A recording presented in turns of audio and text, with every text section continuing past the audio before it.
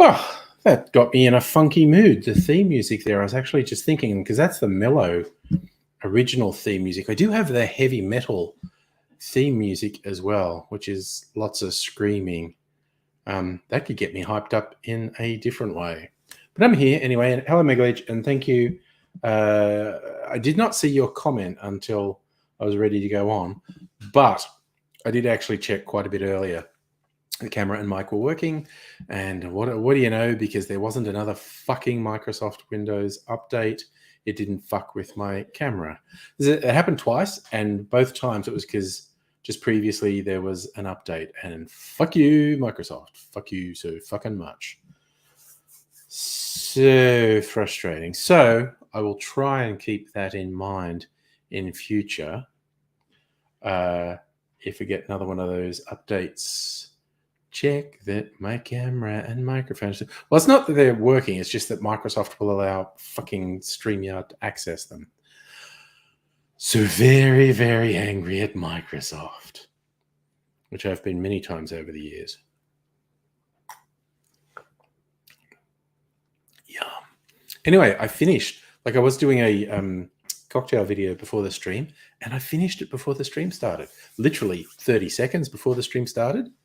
But I did. I got my planning in, and I've made it's a pineapple rum old fashioned, basically, and it's fucking yummy. Actually, I did test run it on the stream the other night. It's going to be very pineapple-y this week because I've got pineapple syrup and fresh squeezed pineapple juice. So I'm going to make a couple of cocktails that have pineapple juice as well, and see how they go. So the big question, how many do I want to make tonight? Because I'm actually a couple of cocktails ahead. I've got videos uploaded, scheduled, ready to go for the next couple of days. And I just shot one then, which I guess I can edit tomorrow when I come home from work, which will give me one more. I had this real rush of blood that I was going to shoot 3 tonight.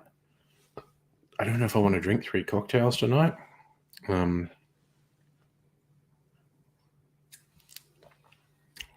We'll see. I'll probably do at least 2. So I'll probably do at least one more during the stream. It's really funny. I don't like, because this is a reasonably sweet cocktail. I like it. I don't like sweet cocktails as much as I used to. Is the taste evolving thing. Like, I was out with Mrs. Angry last night and had several really good cocktails at the venue we're at. And Oaxacan Old Fashioned, which is an old fashioned made with tequila and mezcal. And it was super good. It was very good.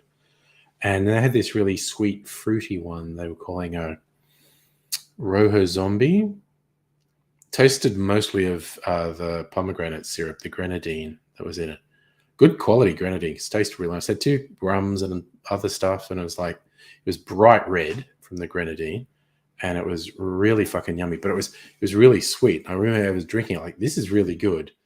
It's not in my mind what a cocktail is anymore. Like, seriously, about 5 years ago, I would have thought it was the best thing ever, and it's still very good.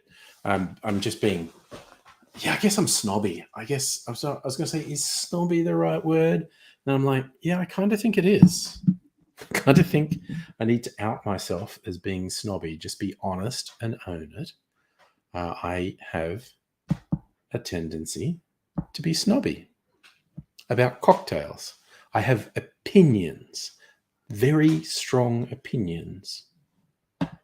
So it is what it is. World Whale Day. I mean, there were a whole bunch of stuff. Like I said, I couldn't come up with a theme, but I could have quite easily. I don't know. Sometimes my mind, I just don't want to say things. That's deep and insightful and explains myself really well, isn't it? Sometimes I just don't want to say things.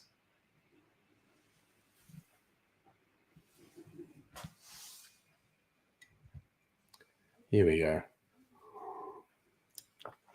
Oh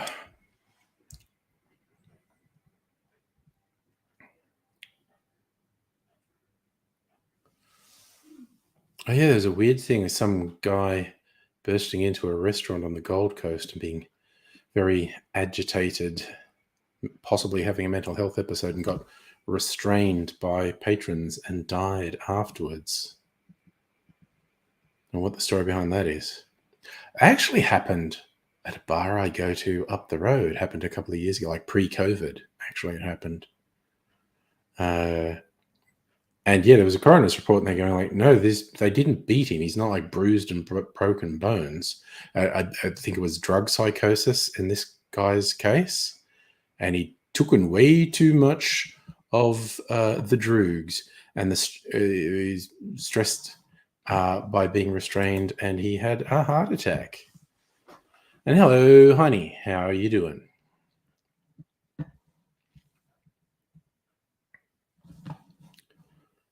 So yeah, I don't know what the outcome of any investigation into this Queensland is going to be.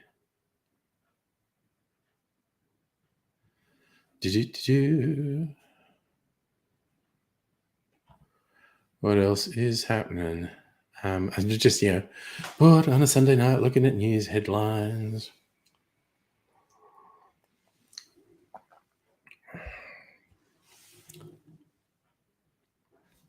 Ooh, what company had misleading ads? Someone got fined $3 million.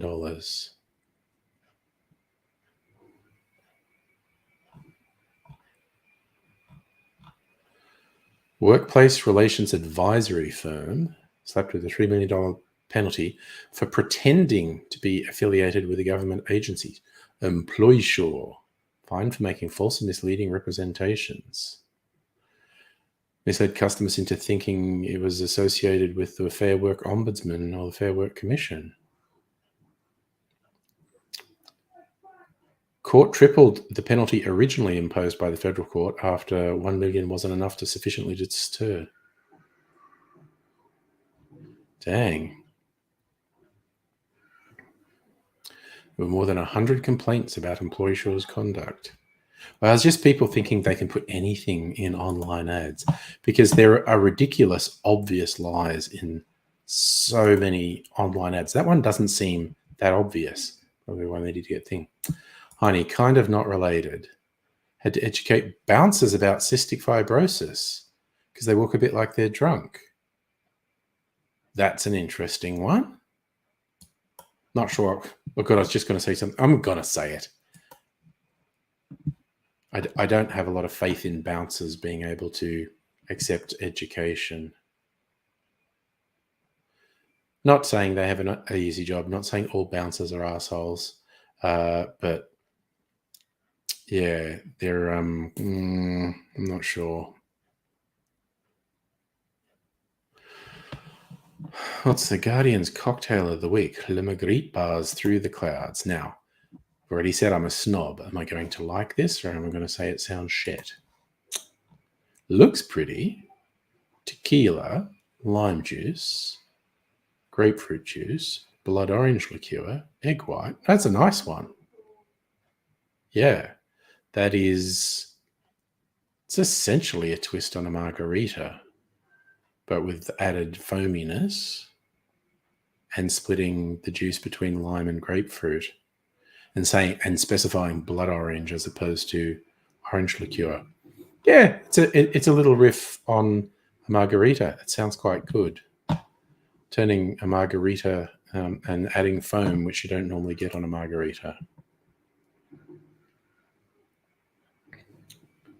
Yes, Mega Leech. That's kind of, and again, I'm I'm not just backstepping. I honestly don't believe all bouncers are like this, but I think you certainly get a lot of them. They consider themselves to be hammers, and every problem they see is a nail.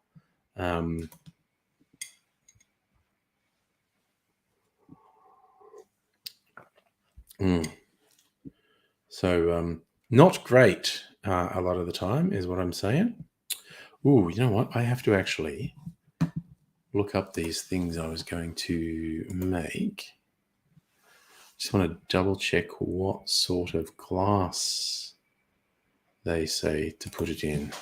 What is it? It's called Grounds for Divorce.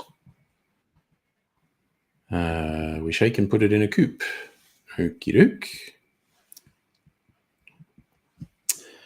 And what's the other one? Woodside, I think. Okay, painkiller is going from to do to doing. Yep, that didn't work.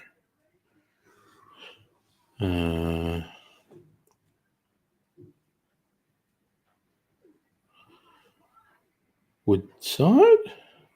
Yes.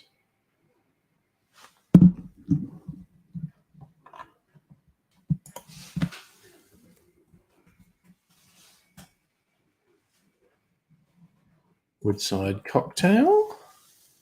Shaken and put in a coupe again. All right, nice. Okay, that's good. Got a plan for the evening.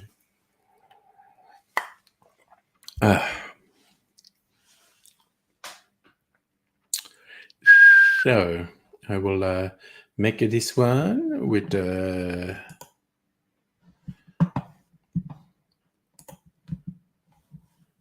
actually I should have the bloody Trello on here. Starsky and Hutch reboot in the works. Be kind to pensioners week.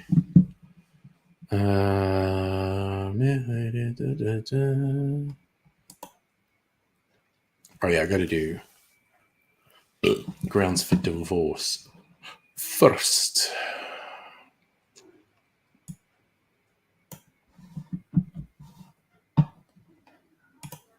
All right.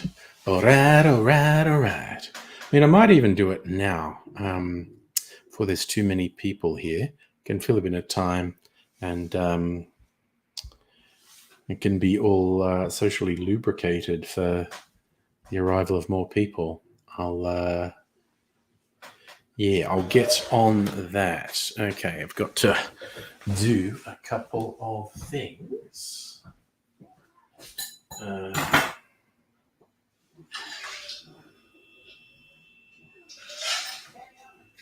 That.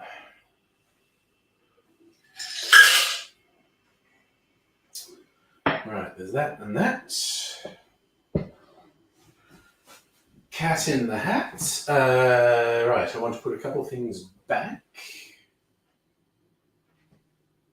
When I emptied that bottle, God, because I made 2 barrel cocktails, so I actually emptied it. It's one of those weeks. A lot of booze bottles are going in my recycling.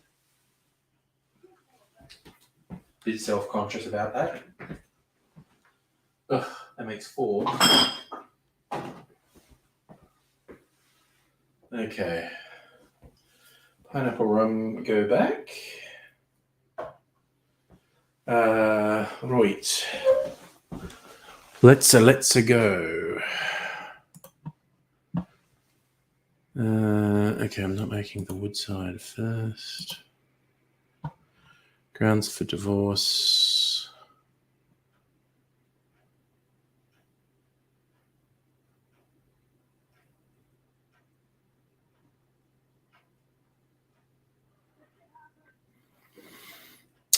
I'm putting half a shot of pineapple juice in this.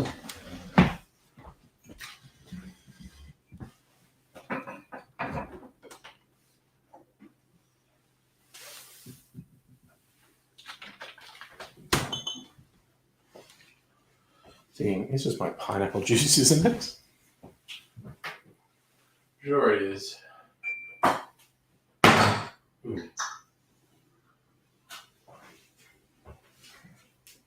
Oh, yum. That is pineapple juice. Okay. So, for this, Reposado Tequila, Liquor 43, and lime juice. Lime juice from the refrigerator. So, pineapple juice, lime juice. Gonna put this back. Okay. And where's my tequila? I have no idea what stupid accent that's going to be. Yeah. Reposado Tequila. All right. Okay, so doobly checking. I put this around 2 shots. Half shot. Okay. We are all good in the hood. Now move things around.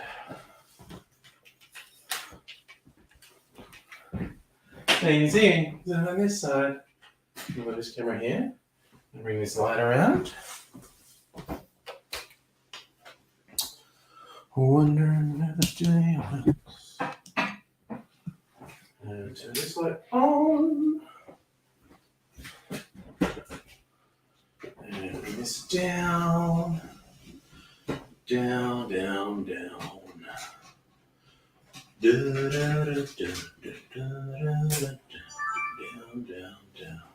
Alright, let's get this.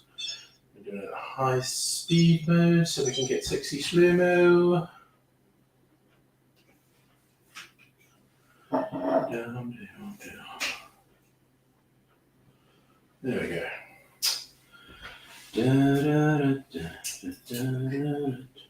I was about to start doing this without turning the goddamn camera on.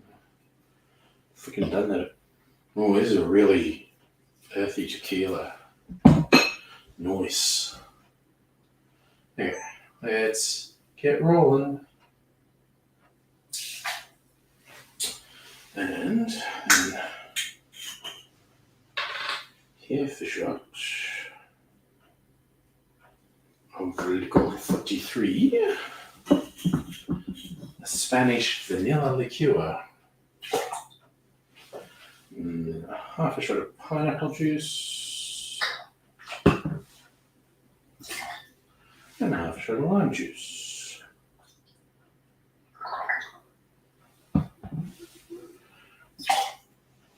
Shazam, y'all, I need a glass. I was thinking I've maybe got that pointing up a bit high. Yeah, I probably got that pointing up a bit high. See how that's going. Just got to get a coupe.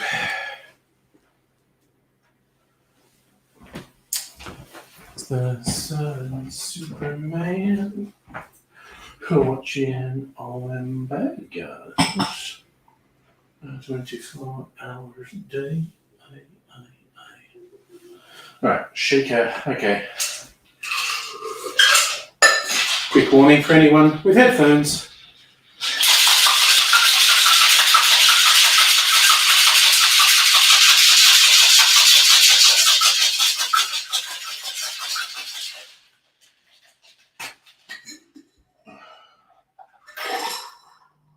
Pineapple juice foams nicely when you shake it. There's my Hawthorne strainer. What? Recording. Ooh, nice wash line.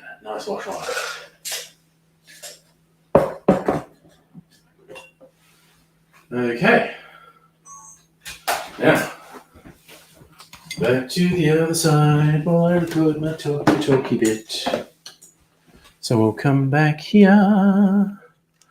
La-di-da-di-dum. Okay, so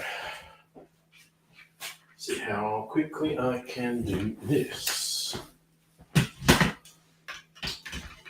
Do.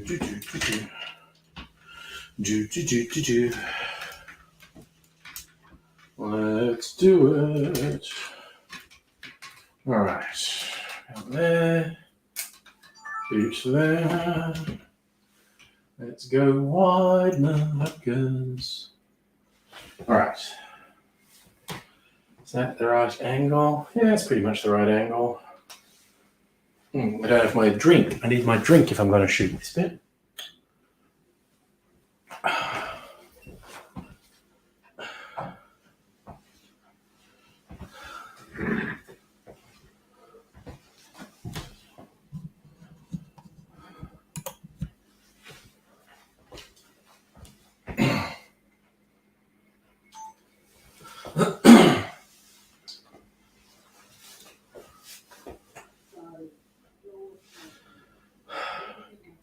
Is this cocktail grounds for divorce? Well, it is. That's its name. But that sounds bad. I think this sounds good. Let's try it. First up in your mixing glass, you want 2 ounces of Reposado tequila, and then you're going to add half an ounce or 15 mils of Liquor 43, then half an ounce or 15 mils of pineapple juice, and finally half an ounce or 15 mils of lime juice. Add ice to your shaker, shake that good and hard for 10 or 15 seconds, and then strain that into a chilled coupe.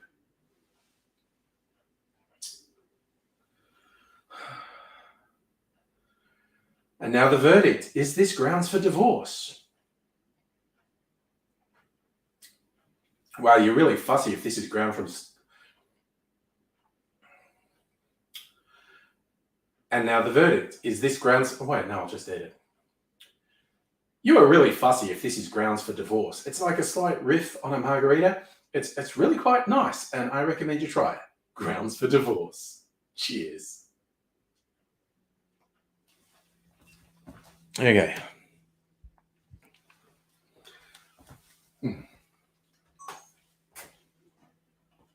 Okay.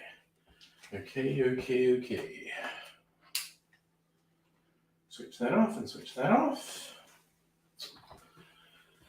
And relax for a little while. Maybe pour a little bit of that while I settled in with my shaker. And the other half of my shaker. Quite like how pineapple juice goes really foamy if you shake it. Other juices don't do that so much. Oh. Okay. Ooh, that's wrong. And we're back. All right, now I'm settled. I'm gonna do this and this and this. I'm actually gonna put that in my rocks glass just so my cherry and peel get more flavor, because that's how I roll. Oh.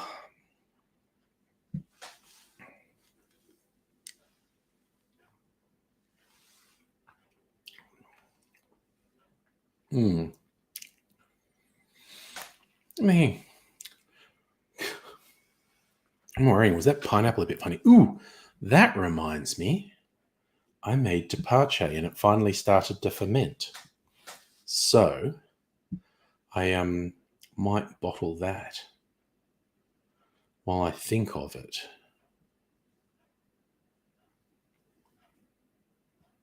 Well, I might actually taste it a bit, because I could always leave it till tomorrow if I feel like it could ferment some more. I'll get a spoon. It's at the back here. I can taste it.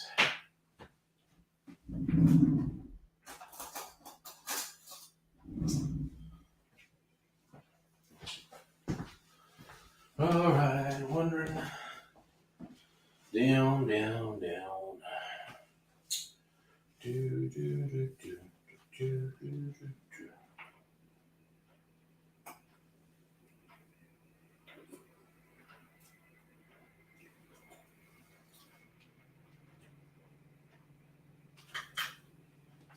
I might actually leave it.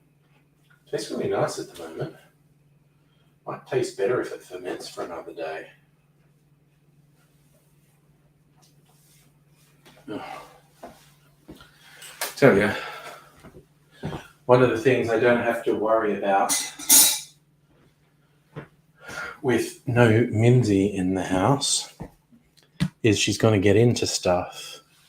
Last time I made tapache, she stuck her face in it. She very badly behaved. No, Megaleech, I didn't add yeast. All it required was patience. Like I was looking at the guide I was using said 2 to 5 days to ferment. And there's a few variables, notably the ripeness of the pineapple could have an effect. And when I've done it previously, it started to visibly ferment, like little bubbles formed after 2 days. And after 2 days, it hadn't. We're up to 4 days now. And it tastes really yummy at the moment. I think I'm just going to leave it till at least tomorrow. Then I'll strain and refrigerate it. It's a really tasty, very simple drink. Also very bad for you because it's like 50% sugar. So, you know, I might have it with soda. Would at least dilute the sugar a little bit. So yeah. It's it's a whole thing. I'm trying to get this bottle here. 1 liter Maker's Mark bottle. There's like half of the whiskey in my barrel-aged old-fashioned experiment is Maker's Mark. Because like, oh, a liter bottle. It's on sale at a decent price. This is a decent bourbon. Oofed.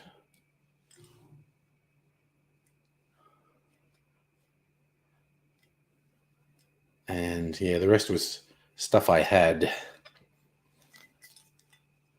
And, you know, I emptied a couple bottles, which is why I feel a bit self-conscious about the amount of booze bottles in my recycling this week. Not this one. This one's not going in recycling. I will actually keep it to dispense that old-fashioned, because basically I'll need a 1 liter bottle. I got the wax off. I just think it looks ugly, and I'll be soaking off the Maker's Mark label as well. Oh god, look at my fucking junkie bruise on my arm. It's gotten bigger. Swear to God, if it's bigger in the morning, I think I'll go to a hospital or something. Just say, that's not right. I've never had that from a blood test before. A bit of subcutaneous bleeding.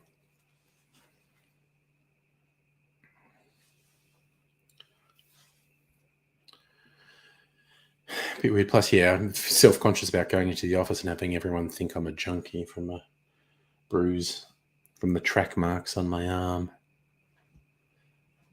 It's a bit of a worry. All right, so that was grounds for divorce. Made that.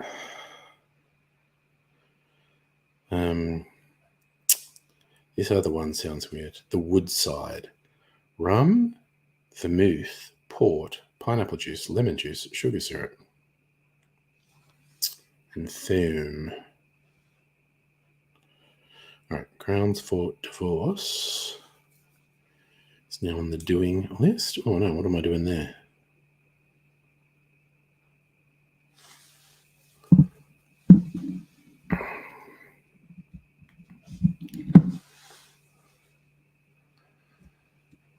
All right.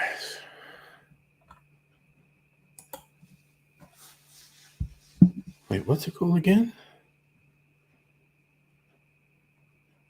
Woodside. I knew it was wood something. Woodside.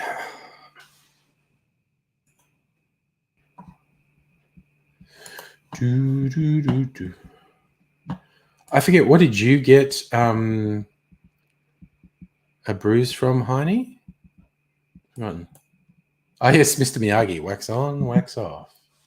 Apparently that's done by hand. You know, I'm Never quite sure if I believe the hype, because probably millions of bottles of Maker's Mark get made every year. But their hype is it's done by hand. They've got a production line where people take the bottles and dip it in. Oh, shit. I just tipped some whiskey out.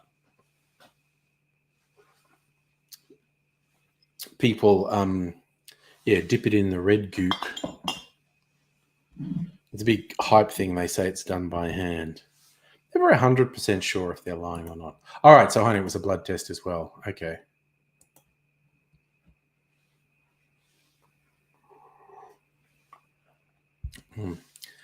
Feels a bit funny too, but also I'm not sure if that, that could be psychosomatic. I go, oh, my arm looks weird. It must feel weird too, because that makes sense. If it looks weird, it will feel weird. And not sure if that's psychosomatic or not. But I guess, we shall see. Ooh, that was the other thing I was going to do. Just checking. Something on the Discord. Who massaged me? All right. Why is there a thing highlighting there?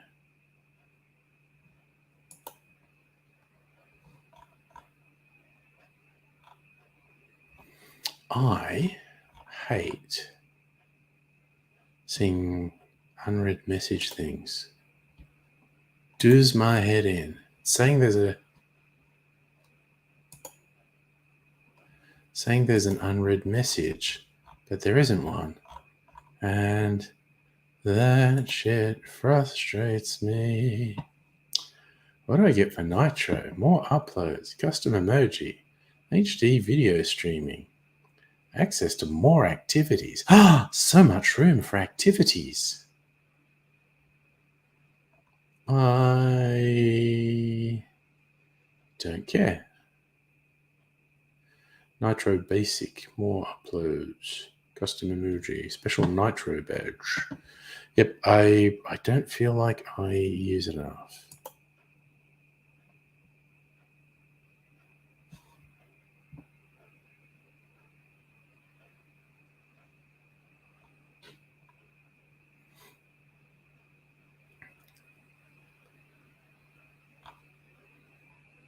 I'm sorry, catching up on memes. Very wayward of me. Well, it's certainly looking like a quiet night tonight. There's nothing wrong with that. Could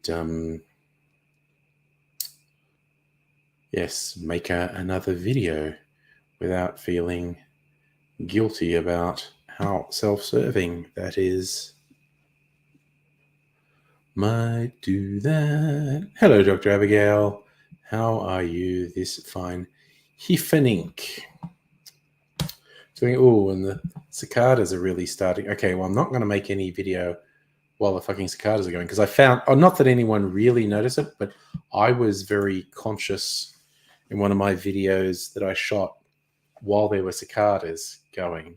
When I was editing it, I could hear the cicadas. I put a music track behind it that really helps obscure any audio anomalies, but I was very conscious of. You can fucking hear the cicadas in the background on this video. The screaming trees. There's a meme I saw that I found quite amusing. Someone going, could you imagine how people were before they found out it was cicadas, and what they did is just like, in summer, they just go, oh, the trees are screaming again. Yeah, they do that this time every year. Until they finally worked out, no, it's these fucking bugs. And then, they're big bugs, but they're not that big because they make a literally deafening noise. I don't know if you've ever gone directly under a tree that has a couple of cicadas just going for it. It's actually loud enough to cause pain. it's fucking intense. It's incredible that they can make that much noise. Don't know if they do it the same way as crickets. How do cicadas make that auto completed to make noise? Male cicadas contract the muscles in their abdomen, which causes the tymbals to collapse inward, creating a pulse of sound. Why CSIRO? Why are they so loud? How do such tiny creatures make such overpowering overtures? Scientists are still trying to figure it out fully, but the general gist involves a pair of ribbed membranes on the abdomen called the tymbals. Not cymbals, tymbals. Male cicadas contract the muscle on the abdomen, called internal Turnbull muscles, which causes the tymbals to collapse inward, creating a pulse of sound. When the male cicadas sing, their ear parts, called tympana, which they are in humans too, also crumple up so they don't deafen themselves. Fun fact, while you'd be used to hearing the larger, very loud cicadas, some small cicada species are also known to sing loudly, but at a pitch too high for us to hear. Good Lord. Okay, I was just complaining about the sound cicadas make being borderline deafening. CSIRO was saying they actually shut off their own hearing so they don't deafen themselves. That's officially a fun science fact that I'm going to try and remember. But do you ever have those things where people say, "What's your favorite thing about history?" I just go blank. What's my favorite thing about history? Stuff happened. That was cool. When I'm put on the spot for things like that, my fucking brain seizes up and I can't remember anything. What's your favorite science fact? If I can remember, my favorite science fact will be when cicadas are making that terrible racket, they actually collapse their own eardrums so as to not deafen themselves.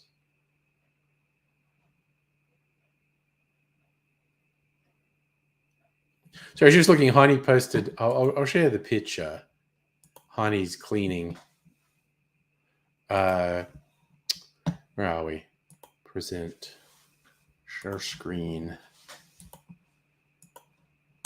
So Heine's cleaning the computer, got it all stripped down to clean the dust out. And Grasshopper did a double take, like, oh my God, you've got an optical drive on your computer. Yeah. I think I've got an older computer that still works that has a floppy disk drive. My current PC does not have an optical drive.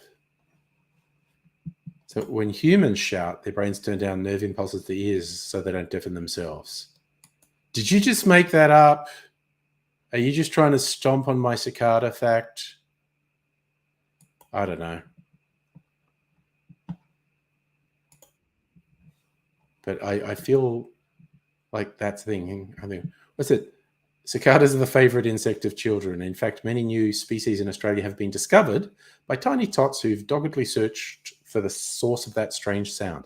This has led to many adorable common names for Australian species, including Black Prince, Yellow Mondays, Greengrocers, Flowery Bakers, and Cherry Nose.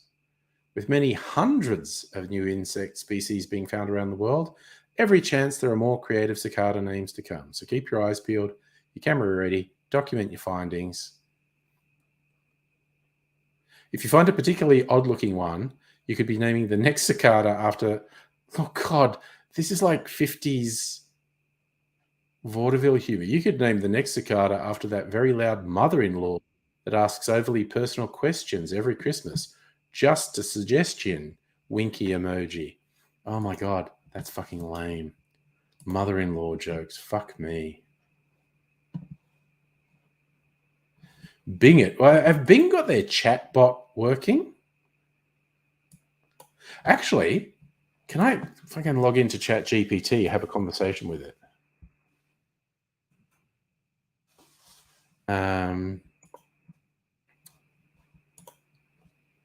Where are we?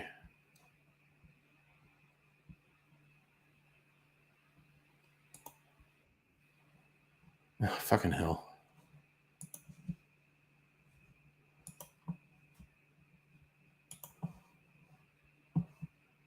Fucking add OpenAI. That's what we want. Try ChatGPT. Log in with Google. I think it's that one.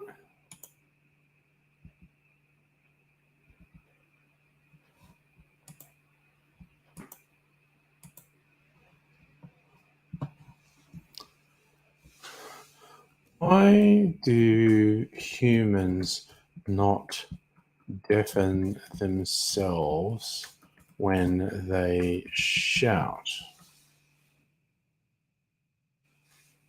Sound they produce is creative. Okay. Humans have a natural protective mechanism in their ears that helps prevent them from damaging their hearing when they shout. The cochlea in the inner ear contains tiny hair cells that detect sound waves, transmit signals to the brain. When the ear is exposed to loud sounds, these hair cells can be damaged, cause hearing loss. To protect the ear from damage, the muscles in the ear contract when we shout or make other loud sounds, which helps reduce the transmission of sound waves to the inner ear. Okay. So, ChatGPT agrees with Dr. Abigail.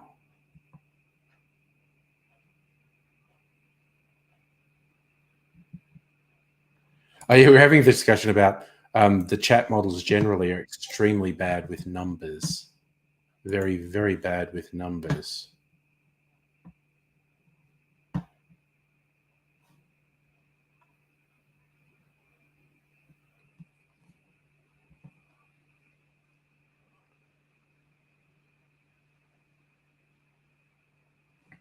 Okay, we're sharing PC pictures on Discord. I'm just going to show grasshoppers as well, with all the water cooling happening. Is that it? Yeah. So that's Grasshopper's PC, looking very sexy. There you go.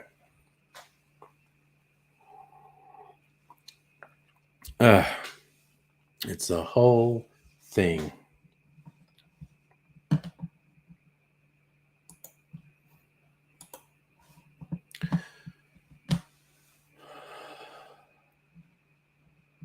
There you go.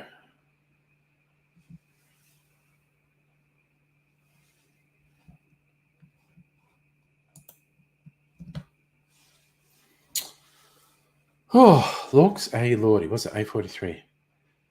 Oof. You know what? I am kind of tempted to do one more. And I really actually wanted to try this cocktail because I sound very interesting. Very interesting.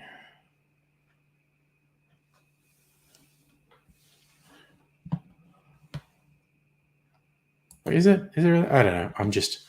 Maybe I'm just easily amused or entertained, or I find interest easily, which I think is a strength. Don't want to be difficult to entertain. When am I going to have to get out for the next one?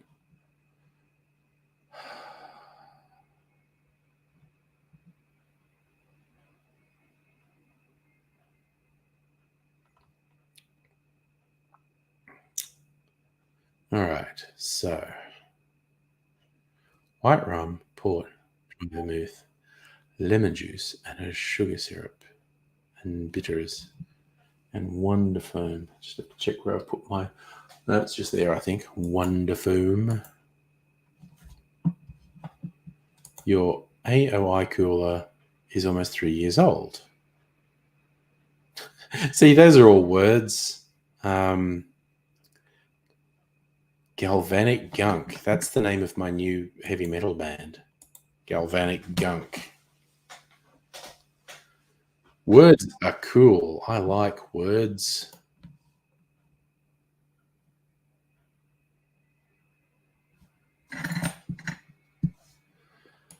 Oh, Laux a Lordy. What's it? Okay, 45 minutes. I don't feel it's too excessive to make my third cocktail now because I'm not going anywhere. So it doesn't matter if I'm half Tim Smithed, and I am half Tim Smithed at the moment. I can absolutely feel the drinkies that I had. Like I said, not going anywhere. Just the medical types going, don't do that. That's bad. Pfft, you and your knowledge of how I'm poisoning my body. So, yeah. Whatever.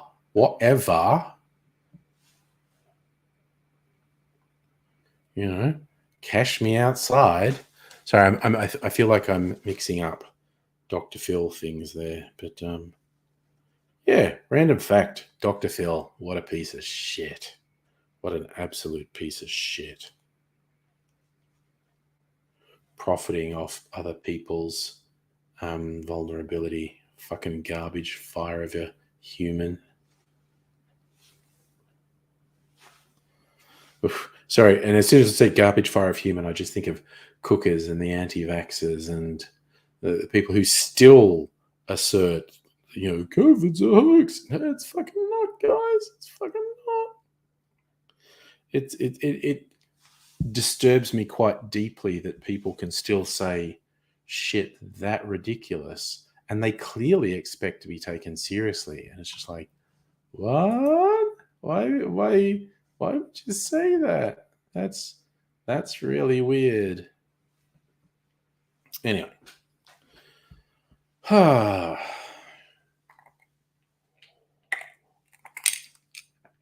Okay, I am going to get a couple of things ready.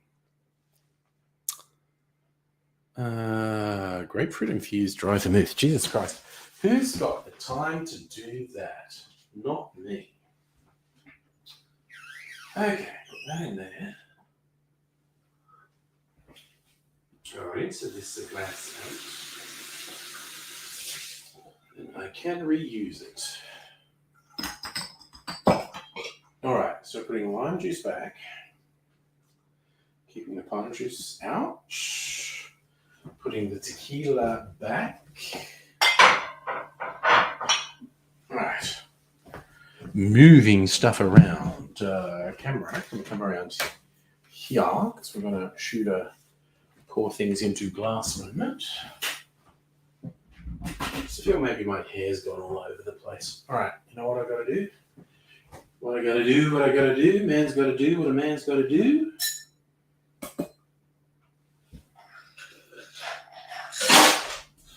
Bird's got to fly, fish got to fry. Bananas go with the leather slap.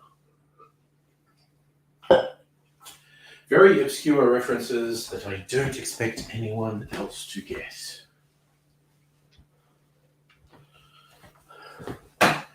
Alright, doing that. So, on the fridge, I have the vermouth and the port. It's a cute little bottle of port. Und where's the bottle of... Oh, there it is. God. Thought I was going crazy, but there's the vermouth. Put it in the fridge door so I can find it easier. Alright, so bring these around here.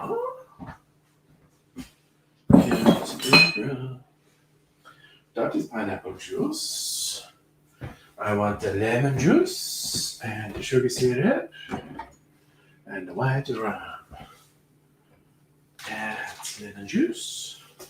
There's some pineapple sugar syrup. And trying to use this one up. White rum. From the Hoochery in Western Australia. Alright.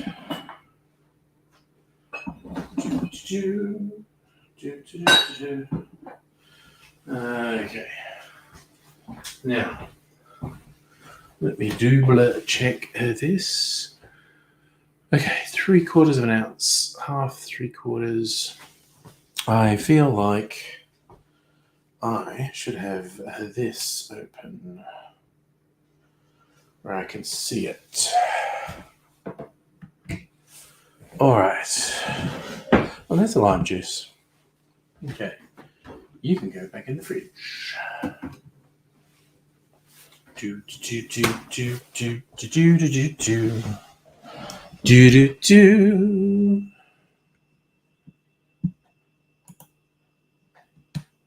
All right. So now, just for fun, you can watch what I do.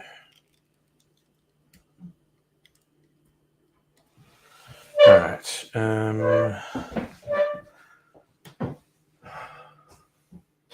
Suppose I might as well get some ice out of the fridge before this. Well, you know what? I'm going to do a thing.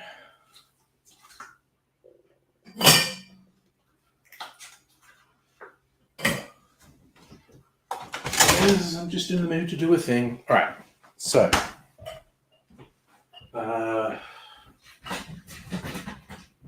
need to get a spoon. This will do. And look at that.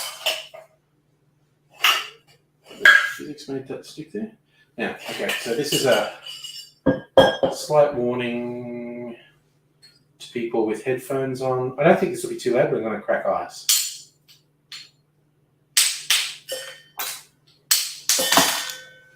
God damn it.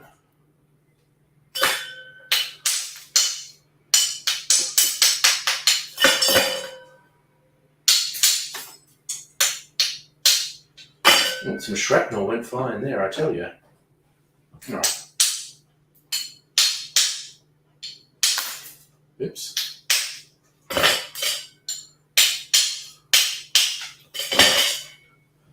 All right.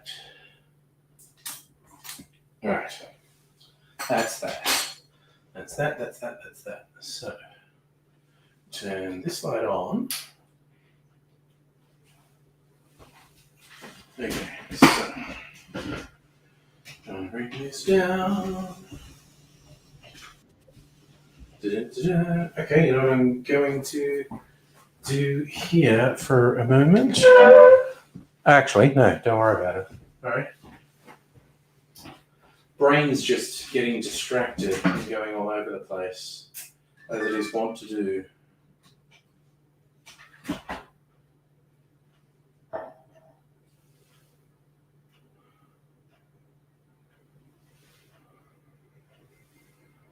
Okay, that's that. Let's take some lids off.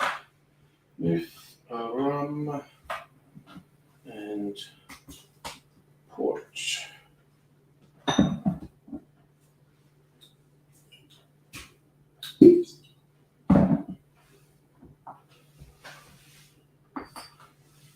Oh, why is that stuck? Okay. Okay. And that. Okay, so it's 3/4, half. And bitters. Wait, what sort of bitters does it say? I'm just gonna double check. Angostura, okay. Okay, I just wanted to check that. Oh, you know what? All 3/4, so I'll do the jigger that's got has more precise measurements on it. Alright, I'm also going to clean it. I feel like it needs that.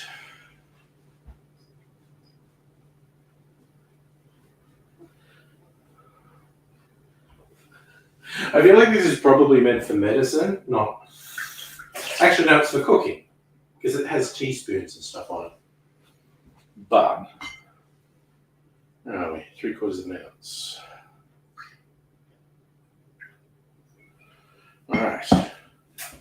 Oops. Battery saver mode kicked in. Okay, menu, shooting mode, high speed.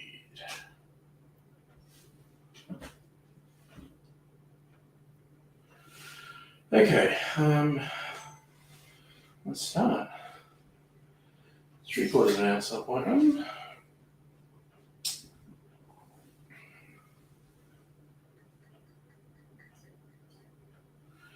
Three-quarters of an ounce of vermouth.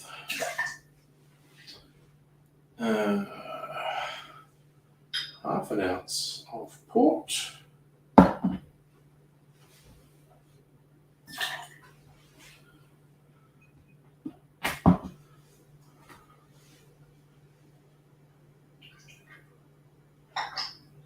Half an ounce of pineapple juice.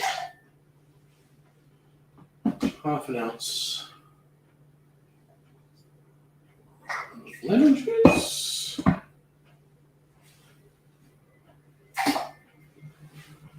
Half an ounce of sugar syrup.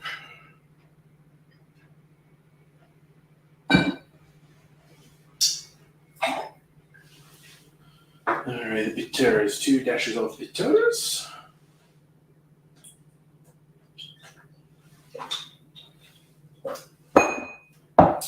And where is my wonderful?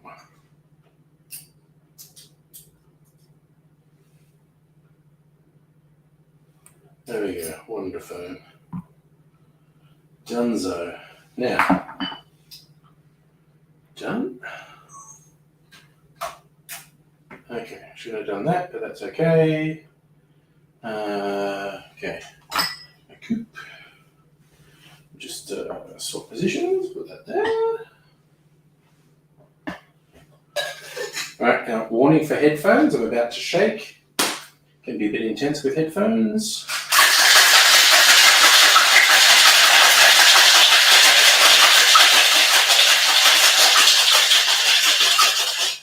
Okay, metal shaker, painfully cold to hold, so that's done. All right, let me frame this up.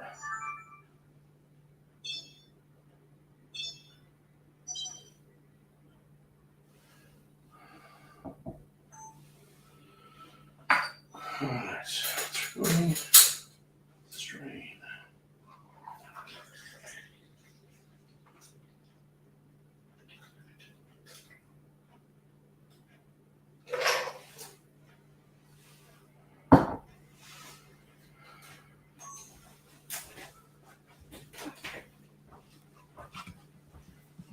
All right. Now, we're around here now. As per a suggestion, Dr. Abigail said a while ago when I made one of these videos, when I was talking to the camera, I said, yum. Then I switched the camera off and I was like, actually, it's not that good. Dr. Abigail said, why don't you be honest? And so I kind of thought I was, but I wasn't focusing. But this one is a weird one, and I might not like it. So I'll be very open about whether or not I like this.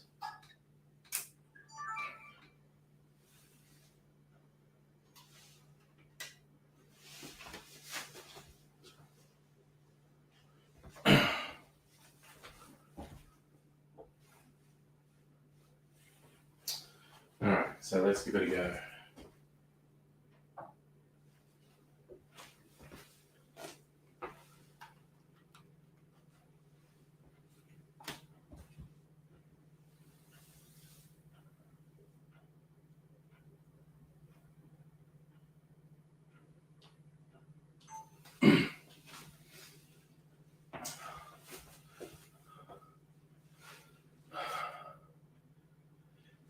Do you ever see a cocktail recipe and think, that's interesting, that might be really good, but that's a slightly odd collection of ingredients, might not be so good?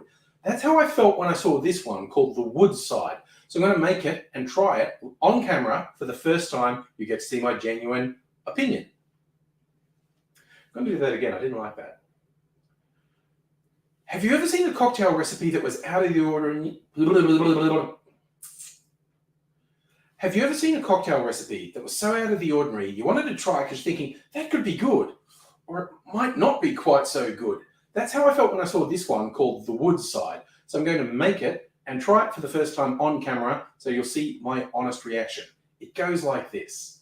Into a shaker, we put 3/4 of an ounce of white rum, then 3/4 of an ounce of dry vermouth, then 1/2 ounce of port,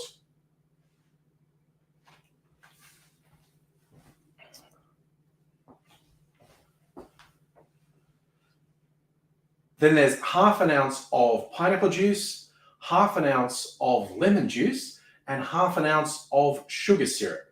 Finally, put a couple of dashes of Angostura bitters and optionally make it foamy with egg white or aquafaba. I'm using 6 drops of Wonder Foam. Add ice to the shaker, give it a good hard shake, and then strain that into a chilled coupe.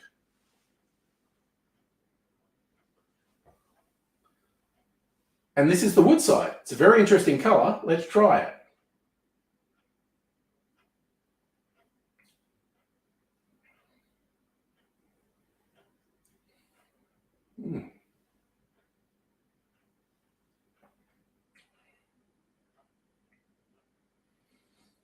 That actually works. There's some really interesting flavors in there. It isn't going to be my all-time favorite cocktail, but it's really interesting and worth a try. The Woodside. Cheers. It is actually interesting. A few different things going on in there. Oof. Okay, switching things off. And that's definitely it for cocktail making tonight. Okay, switch that off. Move a few things over here.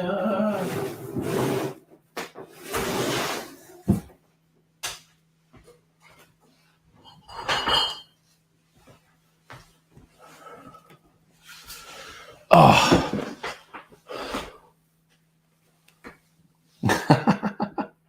Sorry, I just saw what you're saying there, Heine. Dr. Apicale should come to the dark side. Air cool everything. What's happening on Discord when I see that?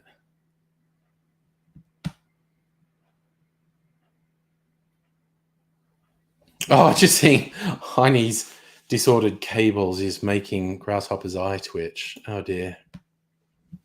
Anyway, I'm also going to tip this into my other glass. Not really how you meant to have it, but I want the flavor to go into my cherry and orange peel. So Mrs. Angry has an interesting flavored orange peel to put into her hot chocolate tomorrow. Hey ho.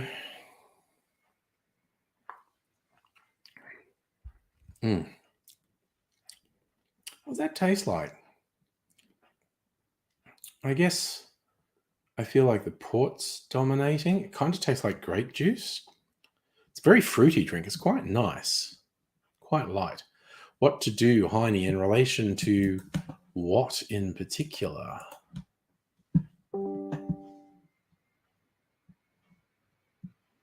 What the how likely are you to recommend this PC to others if asked? Fuck off. Who the fuck? What the fuck? Who the fuck is even asking that?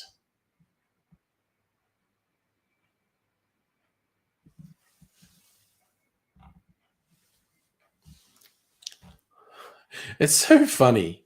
It's like, because I read or listened to a couple of sci-fi and fantasy books on Audible. It keeps recommending sci-fi and fantasy, which makes sense. Maybe I'm old and cynical, but I always think the fucking books sound shit. Falling with Folded Wings, written by someone who claims their name is Plum Parrot. They're an idiot. A Dog is Born. Elvis Bowman, the super genius who created AI humanoids and started World War III, is now free and after the only thing I care about, my family. Wow. Okay. Don't know if that's in a series. Blackest Ocean.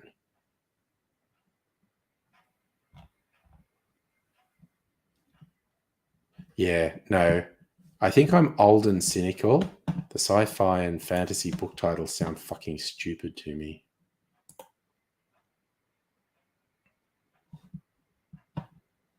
Oh, Heine, what to do about PC cases? You probably have to. That's down to if you can be bothered fixing up the cables. Not everyone can. Some people do it quite obsessively. Other people don't bother about it at all. Oh god, Bluey Sparks TikTok trend as Americans try to say one word.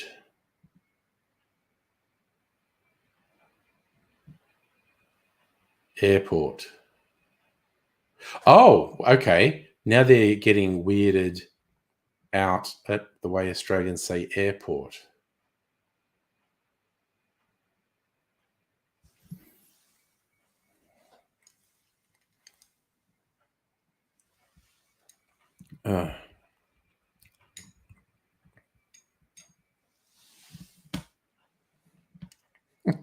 Sorry to all Australians, but airport pronunciation is bizarre.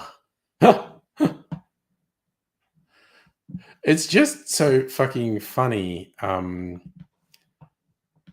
when something enters pop culture that is not American, they are very confused by the fact people have their own accents.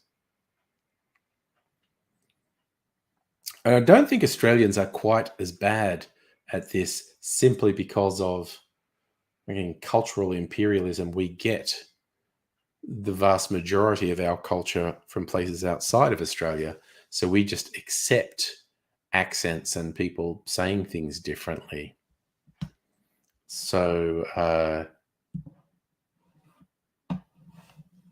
but yes, the success of Bluey has gotten people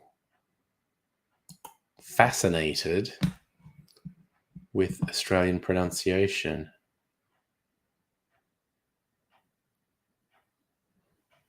Oh, Jesus Christ. Sorry, I now feel compelled to look at this article, even though the headline makes me want to fucking punch someone. I bonded with COVID vaccine skeptics over saunas and Mother Earth's ritual. This is what they taught me. Let's see. Playing out shaman drums, blah, blah, blah. Witch leading the ritual. Woman in her 60s with long hair. Oh, this is in Sweden. Okay. Staunchly against COVID vaccine. Yes.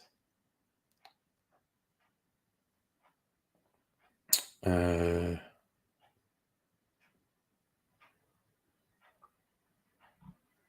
is it? Group of middle-aged women drove you to a tired old house, painted with traditional red paint.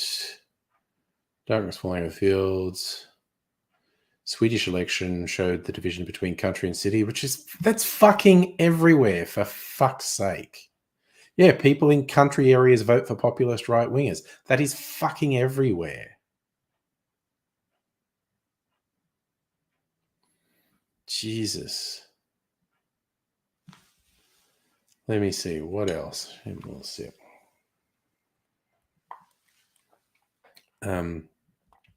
Started sweating. Ew, in a sauna. Small hot space. Yes.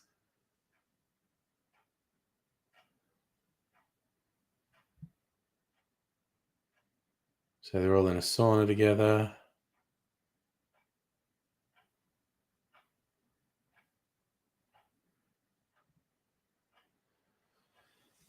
Anna explained she relied on presumption and natural way. Oh, geez. No, I'm just gonna want to fucking murder someone. They're just spouting pure fucking ignorance.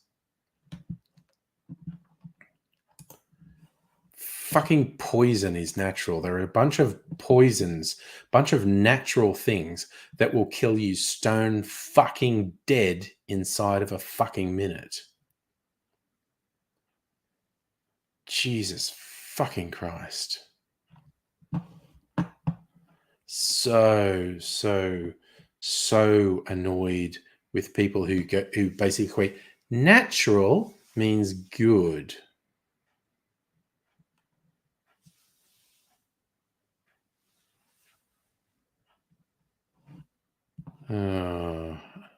Vaping scare stories. I'm not saying vaping's good. You're better off not vaping. But it just the moral panic tone is like, ugh. Ooh. Most of us are getting the most significant heat wave in 2 years. We just had our hottest day in 2 or 3 years.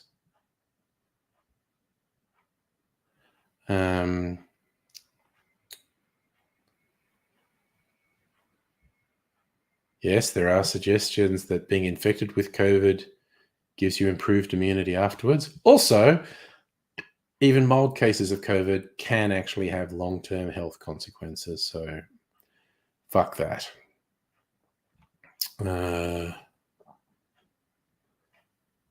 Extreme canoeing. Oh, they're doing dragon boating at Docklands on the Yarra.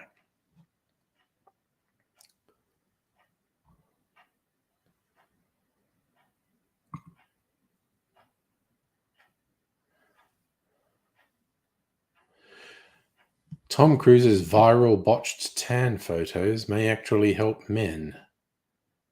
And another heading, Tom Cruise's teeth are a mystery fans struggle to understand. Well, they're artificial. I don't know what's thing.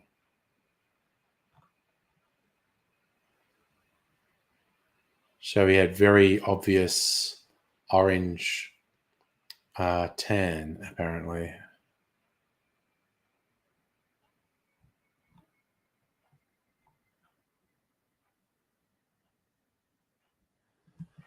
Cruise is normalizing men caring about their appearance. Cruise is fucking unnatural. Like, the dude's fucking 60 and refuses to show the natural signs of aging. Although he doesn't appear... I have no idea what he's done, like, you know, with any sort of cosmetic surgery or fillers or whatever, blah, blah, blah. But he's definitely, I mean, to state the bleeding obvious, he's colouring his hair. You know, so was I until 2 years ago. 3 years ago? I don't know. Time no longer has meaning. COVID destroyed time. Okay?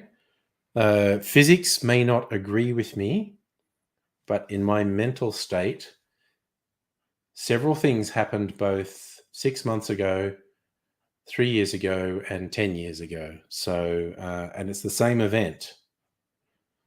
But time has become distorted and ceased to have concrete meaning. And that's science. That's not just me using hyperbole and poetic license. I'm just trying to cause trouble now. Obviously, that's me using poetic license and hyperbole.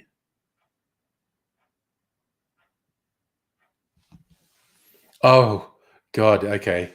So Dan Andrews had 3,000 days as premier, which is symbolic for people who don't realize, because Jeff Kennett, the fucking mutant, decided there should be bronze statues of former premiers of significance. And when someone probed him on who qualifies, he said if they've been premier for 3,000 days. And to state the bleeding obvious, because he stormed in with a big majority, he thought he was going to be premier for 3,000 days, and he fucking wasn't, because he fucked over too many people, and he lost in a huge turnaround to Steve Bracks. And but now Dan Andrews has reached 3,000 days. I think he's gone on the record as saying the statue's a dumb idea. Hey, Justin, how's it going?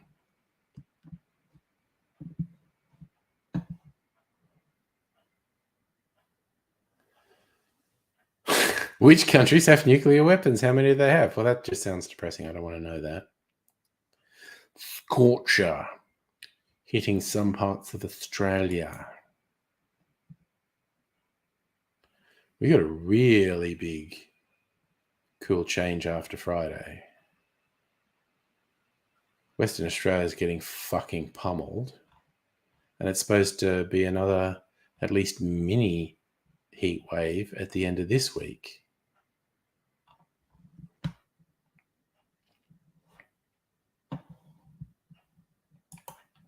Actually, what are they saying? What's the Bureau? What's the Bureau saying? Because I think the prediction's going to change a lot over the coming week. It's 19 now. Supposed to drop quite a bit. Tomorrow, okay, 25. Tomorrow, then 23, 30, 33, 35, 36. Okay, so you look at the Thursday, Friday, Saturday, 33, 35, 36. That means, honestly, I feel like that means all bets are off. It could easily fucking go ballistic and hit 40 on any or even all of those days. Justin, thoroughly agree. Anyone who actively wants a statue of themselves is a dickhead. Jeff Kennett actively wanted a statue of himself. Jeff Kennett's a fucking dickhead.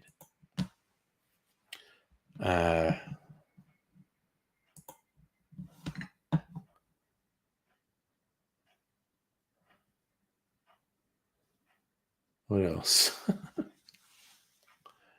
An editorial on Dutton. You saying he's a piece of shit?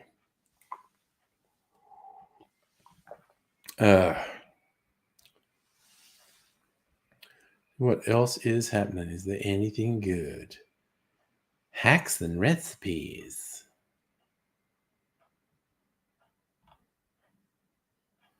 Why airlines hate Apple AirTags. Oh, those things are fucking terrible. Yeah. Horrible, creepy people use it to stalk and follow people. Victorian police make arrests over Ferrari, Maserati, Porsche thefts. Ooh, very high-end thefts. Smoke machines used to scare off burglars at Victorian bottle shop. Well, that's a bit of fun.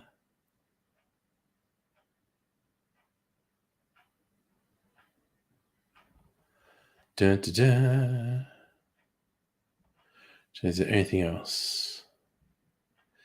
Anything else? Toxic. Here's how managers should deal with the toxic fallout of layoffs. Maybe don't do layoffs, you fucking piece of shit. How do you fucking dodge toxic fallout? How do you dodge responsibility for your actions, you mean? When the revolution comes, motherfucker, up against the wall.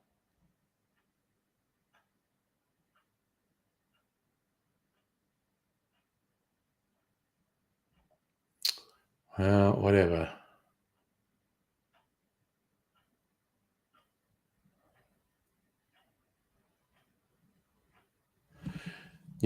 What's this? New South Wales introduces fines of $2,200 for icing electric vehicle charging stations. What's that?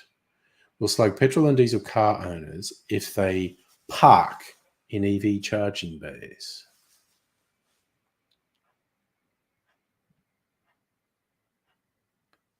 Wowzers.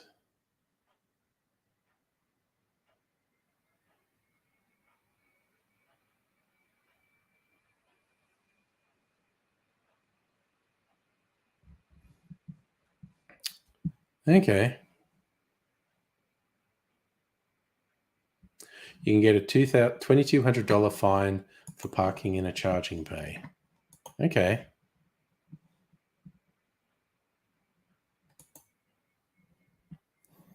Justin AIDS deserves a statue. Oof.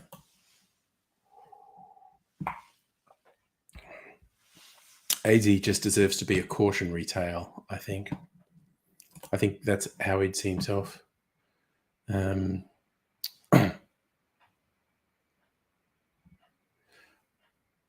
What else is going on? Fucking weird things that are basically ads. Why are there suddenly articles about the Lord of the Rings? Did Gandalf know wearing Sauron's ring was bad for Frodo? Yes. That's quite explicit in the books. So a deleted scene from the movie.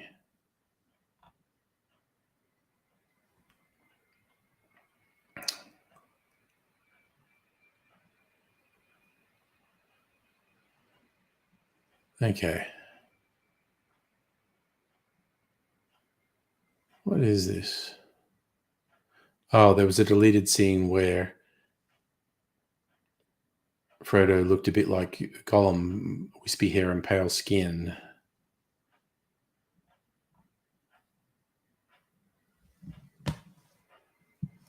Okay, sorry, that's just weird. Why are they talking about it now? I don't know. I don't know anything. I don't know anything about anything.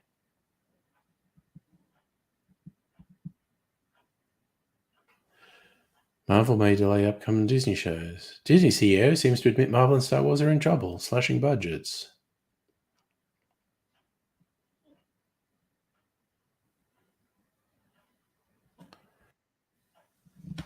Oh, goodness me. Who knows?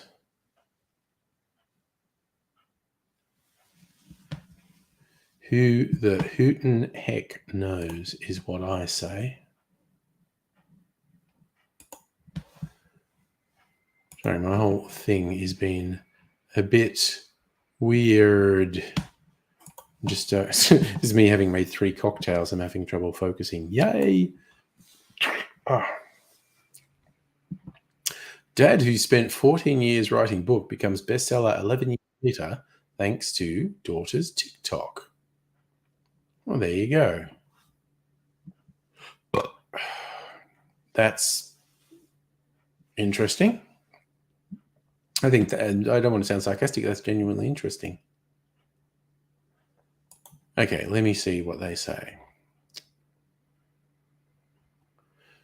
So, Lloyd Devereux Richards wrote a thriller novel.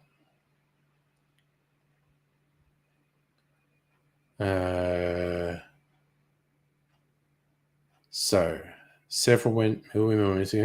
Richards took note. Working as a lawyer in the 80s. He studied how to write. Wrote a 343-page novel, Stone Maidens.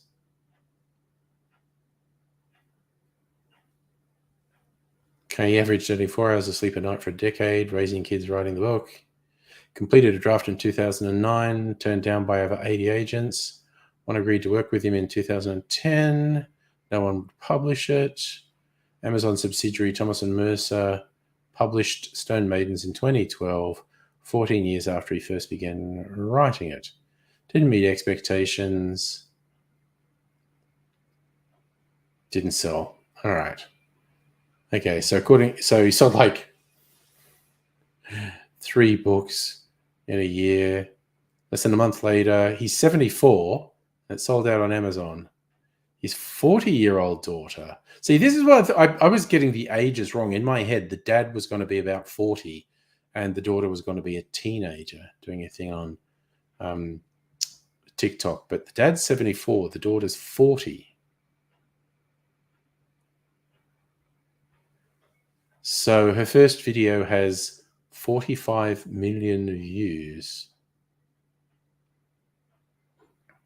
And then it sold out on Amazon.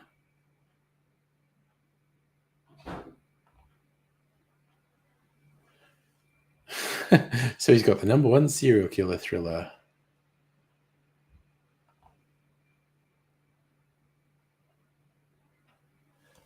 I mean, interesting, sure.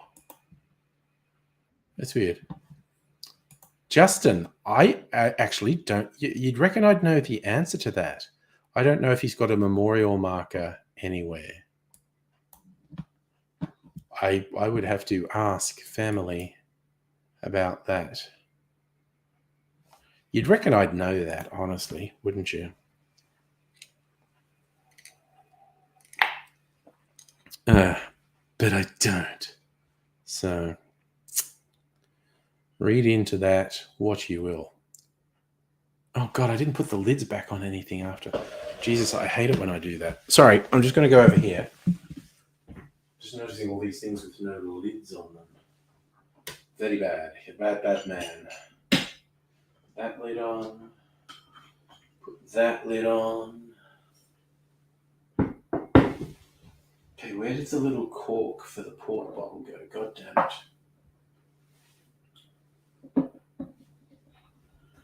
Okay.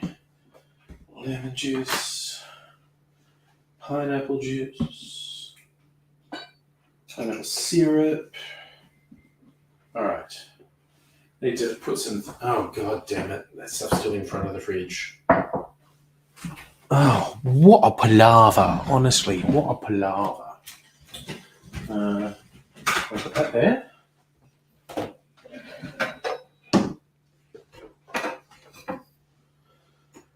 Right. Now these things. Put them back in the fridge. Those there. You also want to put away the vermouth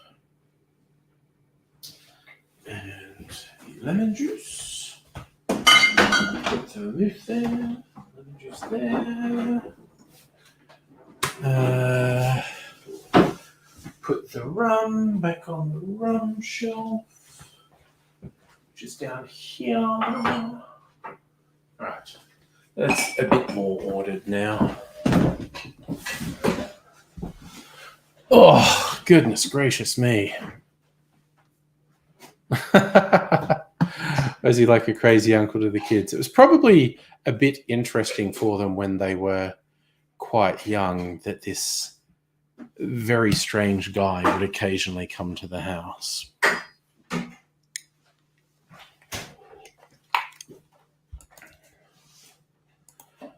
But yeah, there's certainly a bit of an adventure to have someone like Aidsy visiting your house when you're young.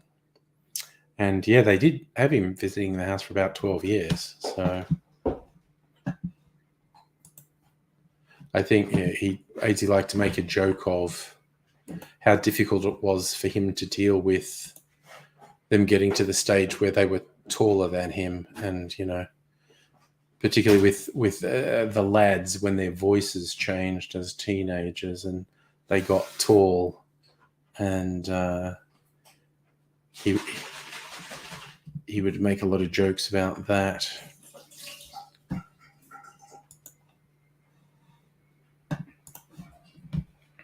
Okay, speaking of Aidsy, I was thinking like I can make it to the end of the stream without having to pee, but I honestly don't think I can. I think I have to go pee. And I just thought of a funny video I could maybe do. A Mistress M video that has Aidsy in it. God, we haven't uploaded anything there for... That's how long ago Emma left Melbourne. 11 years ago. Jesus Christ. Time has no meaning. Where's Aidsy? Okay, I want one that's not doing. There's one with Aidsy that's 15 minutes long. There's one that's over half an hour.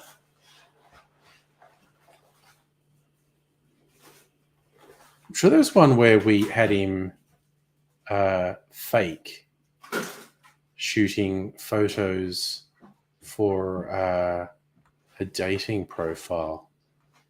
And he's... Oh, yeah. Oh, God, that's... Okay. No, that's the one that's over half an hour long. Oh, it is 2 minutes of Aidsy doing... Oh, I'm borderline concerned about... I'm going to do it. You know what? 2 minutes. I can pee in 2 minutes.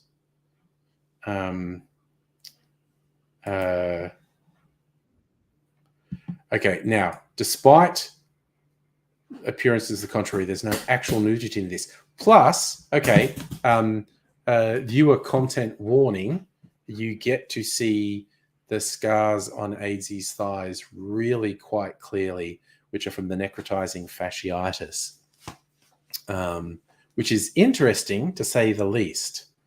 So if that sounds bad to you, maybe look away for 2 minutes. See if that's working. There we go. I can go away and I'll full screen it. There we go. Oh. We fucking yeah, there you yes, go. we Yeah, that's it. That's it. Okay. Oh, God. You're getting All too right. into this, Adrian. Okay, this is what you don't do. Okay, ladies and gentlemen, this is what you don't do when you're taking your first shot for Adult Matchmaker.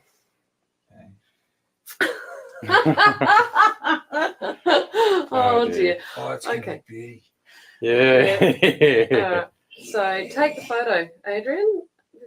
This is what you don't do, because this will be a bad photo. Yeah. Jesus Christ. You're getting too into this, is what I'm saying. Yeah, if you ask me, okay. I have to sleep in this room. And now you'll just have nightmares. Oh no. You'll have too much stimulation. Okay. Like All in the right. 80s song. Can we go back to doing the RSVP profile, please? All right, The AMM one's scaring me. All right, let's do the second not take this type of photo. We were just going to do an RSVP profile and how not to do it. Adrian's taking his clothes off at the drop of a hat while we're saying. So this is not what you do for RSVP. So, girls, Okay. I want a woman. Not one of those blokes who's pretending to be a woman like what happened last time. Don't approve of that. Adrian, Yeah, put your clothes back on. sure. Now we have selection. Okay, so Adrian's going to put his clothes back on, Hopefully. and then we're going to show you how to put a profile together. And I'm never sleeping in that room again. Again. Ever. Never again. So, that's a whole thing. I hate to ask you if you were into scars. Yeah, that's really the best thing to say to that question, honestly. Yeah. Say no to AIDS and most things, quite honestly. Might sound a bit harsh, but it's honestly for the best. Yeah, okay. I know your phone's playing its little tune.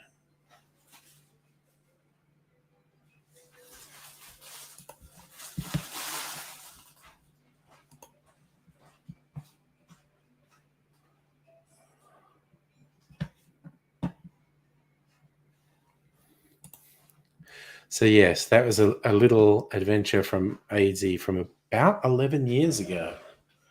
11 to 12 years ago. I'm just going to drink some water. Where did my water drinking glass go? Here it is. Oh, the ice that was in it's just about melted, which makes it water now. So that's pretty good. I can drink some water. Oh, Justin, I actually saw the meme you just posted. I'll share it. Where are we? Do the share screen thing. Just have to click so many times to do it. So yes, an Uber message from Christ. I have arrived. Vaguely think that's fake. I know they've had ones with Jesus on it because Jesus is actually a reasonably common name in Mexico, I think. It is pretty funny. I like it, Justin. Thank you.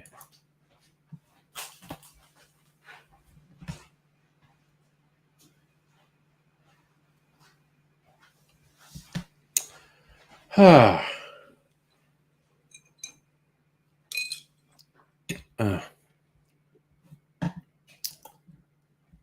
yes, I just thought, even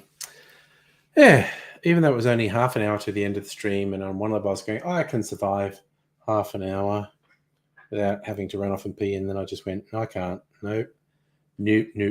I have to go and pee now.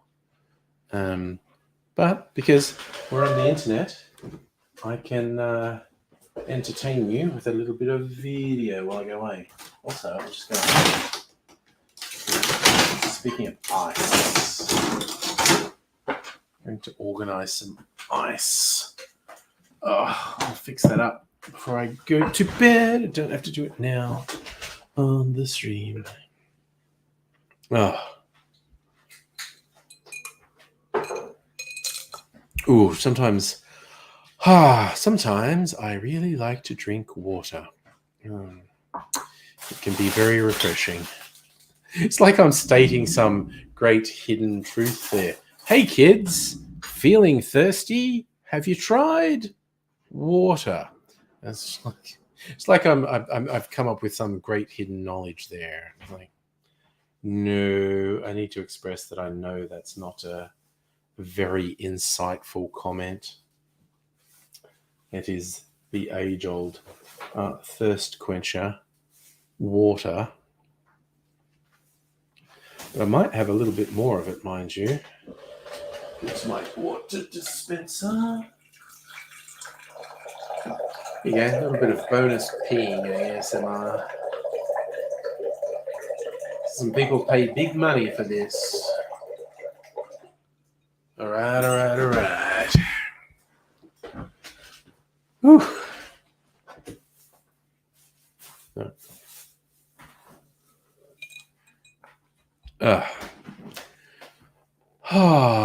Yes, that's refreshing. Also, because of the cocktails I made earlier, there's a lot of residual flavor on my tongue. So the water is kind of washing flavor off my tongue. So it has more taste than water might have sometimes. I think I have said on a stream, the more extreme version of that I had once when I went to the bitters lab, and they've got there literally hundreds of different sorts of bitters, and I was trying to work out, get a different one, and the person working in the store says, you take this little plastic spoon, and what you do is put a drop on that and then put that on your tongue. They're like, they don't taste like they smell. You need to actually taste them. Needless to say, because bitters is so intense, my taste buds were completely burnt out about 10 minutes later, and I couldn't taste anything. But then I went and for the rest of the day, whenever I drank anything, because my taste buds were like overwhelmed with this bitters flavors, it was actually really quite nice. The bitters flavors would mix in with whatever I was drinking, and it was quite nice, and it lasted most of a day. But yes, I find myself in disagreement with the people in the shop about, that's how you should decide what bitters you want, by actually putting it on your tongue. And I'm like, no, it's too intense, and my tongue just gives up and goes, I can no longer taste things. It's all too much. Hi, Nog, how you going? Oh, just winding out the weekend. Not looking forward to going into the office tomorrow because there's no goddamn reason to do it. It's just arbitrary bullshit. Although, I've been going in on Monday and Tuesday, and I might not go in on Tuesday because I'm supposed to get a delivery, and they've been weird about deliveries. Half the time they'll leave them, and half the time they refuse to leave them. And I don't know. And they did initially say the delivery would arrive on Tuesday, but I haven't had a confirmation of that. Normally, because it's coming through Australia Post, they will message me the day before saying, your delivery is coming tomorrow. So if tomorrow, Monday, they message me and saying it's coming on Tuesday, I might not go into the office on Tuesday because I do have to go in on Wednesday for a particular thing. That's actually for a reason, so I don't mind so much. It's for a specific thing we're doing. Top secret. I work in security, everything secret. Can't tell you anything about, no, I can tell you lots of things about my job. They're just very boring. But this is a security exercise. So I've got to go in for that on Wednesday. So seeing I'm going on Wednesday, if I get news about this delivery on Tuesday, I might not go in on Tuesday. If I don't get news about that, I will probably just to do, because Mrs. Angry goes into her office on Monday and Tuesday, and it's like, well, if I stay here on Tuesday, I'll just be here by myself anyway. So might as well go into the office. But yeah, the whole going to the office thing's been revealed by COVID to be complete bullshit, in my opinion. Again, great big asterisk. There are a whole bunch of reasons that make going into the office valid, but I know. It just shows that we got sold bullshit for many, many, many, many, many years. You're making the most of what's left of the weekend. Yes, me too. And that involves going to bed in 20 minutes. But I hope you enjoy your Sunday. I know it's Sunday morning where you are. But yes. Oh my God, if I see one more article with some clueless fucking middle manager who just wants to exert petty control over their little fiefdom, saying like, no, you have to go into the office because of these, random encounters and sharing of ideas, is like, fuck off. It's my type of job been so much more productive working from home. I like my, sorry, I'm going to yawn.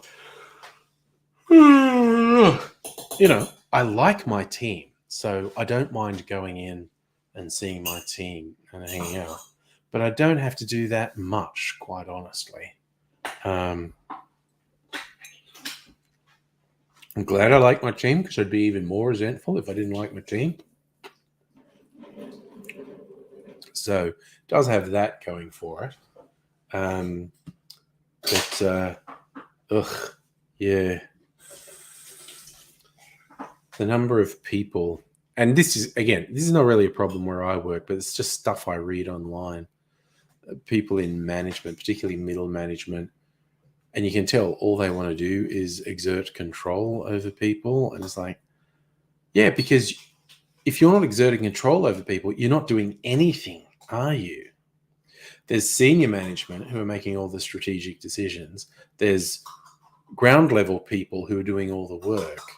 And middle management has only ever existed to stand over people and say, hey, you, work more. And the lie got exposed that to a significant extent, for a lot of jobs, that's not necessary.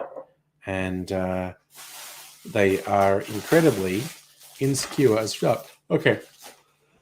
We're that thing where I yawn once and now I can't stop yawning, I think.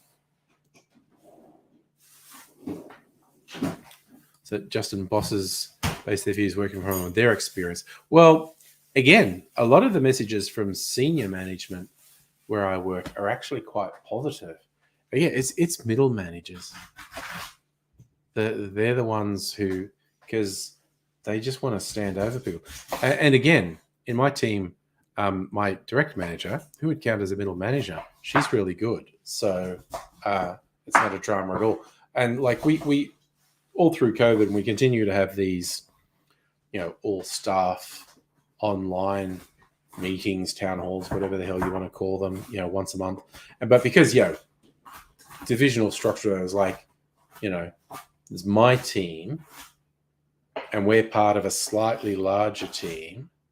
And then that team's part of information services, IT, whatever you want to call it.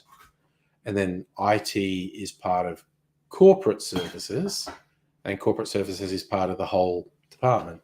And so we have meetings for each of those levels, ranging from weekly team meetings to monthly or even every second monthly all staff meetings. But clearly the feedback that comes from the all staffs, other people have way shittier management than me, because they're complaining about, your senior management are saying all this stuff, but it's not carried through. And I was going, well, it's carried through where I work. Jesus, sucks to be in whatever division you're in. So I count my lucky stars. Yeah, and also I was working somewhere else. So I started in this job in 2019, just before the world changed, like literally December 2019. And by April 2020, actually probably by March, I don't even remember. I'll probably see it on my social media coming up in March. It was either March or April. We were working from home full time. So I had 3 months working in the office, getting to know my team. Then we all worked from home. And if I'd have stayed in the previous job, yes, we're quite frankly management word dicks there, because it was at a uni, and because uni shut down over COVID, I would have lost my job in a heartbeat if I'd still been at a uni. And so while I was a bit miffed with how things finished there, I went and got another job that was much better.